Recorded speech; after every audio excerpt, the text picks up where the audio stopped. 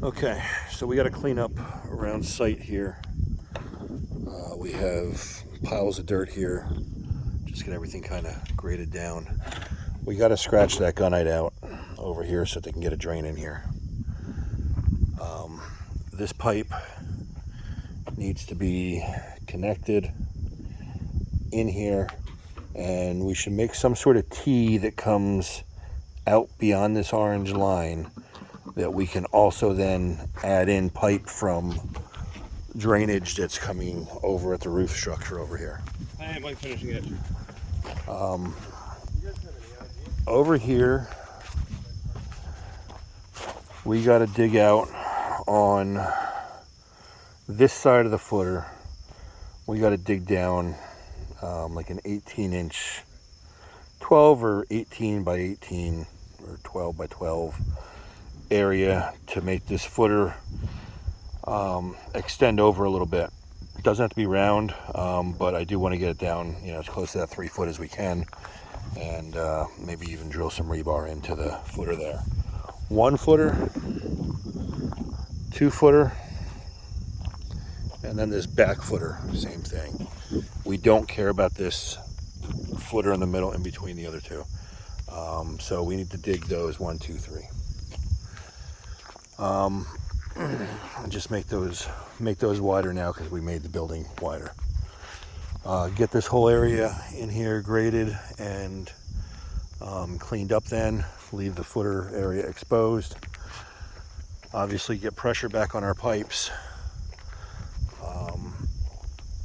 There's the 4-inch drain getting tied into a sewer system. Once we have these other footers moved, before we cover up these pipes, we'll get that exactly where it needs to be. Filter hookup, obviously. Please keep the spa side equipment over here towards that standpipe. And then the pool and the overflow equipment to the left. We'll need to get various conduits in throughout different areas coming from back by the filter pad. We can see the finishing edge lines here, so let's not try not to erase them too much when we're driving over them. Obviously we know what's going to happen though here and there. Coming back to the steps over here. Oh, also re-pressure check, make sure everything holds pressure. Even once the filter system's hooked up, let's get pressure on like we did over at Lieberman. Coming over the steps over here, this is, as we spoke about,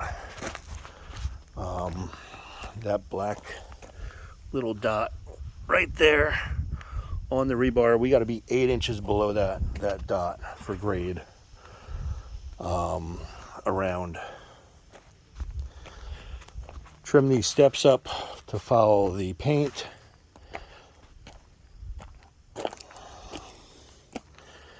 Trim, trim, trim. Take this step here, push it over to meet the orange line, so it's going to move over 6 inches there. So just dig out, use the machine to push it over.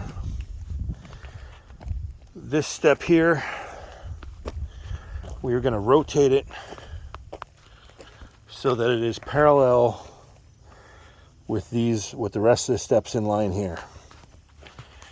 And then this last step here, we're going to bring that last step over to this area right here of this line. So, and just keep it at the same height that it's at now. But if you notice, we kind of painted over farther, so we just got a little bit of digging to do on these edges here. Just as we started squaring everything up, that's the way it moved. When we get over to this backside here,